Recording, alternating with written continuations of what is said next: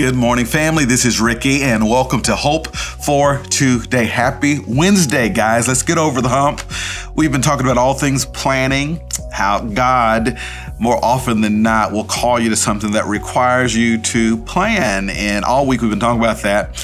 Our first lesson was that you actually have to have a plan. Yesterday we said you have to have a mentor. Today I want to talk about the third fruit, or the third thing, or the third treasure that you need to have in order to plan well so that you can be set up to be blessed well by God. It comes from James chapter 5, verse 7. James says, "Be patient, therefore, brothers, until the coming of the Lord. See how the farmer waits for the precious fruit of the earth, being patient about it until it receives the early and the late rains." Verse 80 says, "You also be patient. Establish your hearts, for the coming of the Lord is at hand." Man, I want to say that plans require patience. Plans require patience. I've just been thinking a lot about this stuff, starting up and planning, because we're doing so much here at our church, starting up new things, and they require some pretty lofty plans and some precise planning. Getting up a preschool is no joke. Getting up a counseling center is no joke. Getting up a pastoral residency is no joke.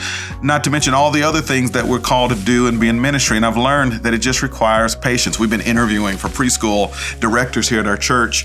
And it's funny because I'm telling the story of what started in my little heart 3.5 years ago. I'm just driving around town and the Holy Spirit speaks to me and says, "I want you to start praying about a preschool." And I thought that meant get it done right now. And of course, those doors closed because a pandemic came. And then you tried to start it back up. But then as you realize, oh, no, our people just need pastoring right now. And then you try to start it up again. It's like, oh, no, people aren't really coming out of their houses. And my point is this: 3.5 years later, we're only just now beginning to truly bring what God said 3.5 years ago to fruition. It requires patience.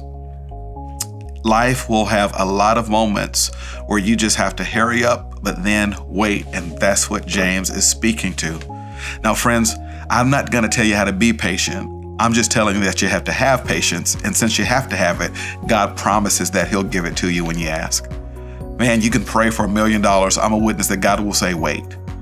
You can pray for a Range Rover. I'm a witness that God will say no. But if you pray for patience, the Holy Spirit will help stir up that fruit in your life to patiently wait on God to bring the rain, as this passage is saying to us. I know that's frustrating because it's not excited. It's not, no one's thrilled like, yay, let's wait. And I get that. But all I can tell you is that whenever God blessed me big in my life, I'm just a witness that if he would have blessed me with this sooner, I would have lost it. And because he waited, he entrusted to me a better character than what he would have had he gave it to me too early. So patience has its own fruit. Before I go, how do you eat an elephant? One bite at a time. Gotta have patience. That's Hope for Today. I'll see you next time.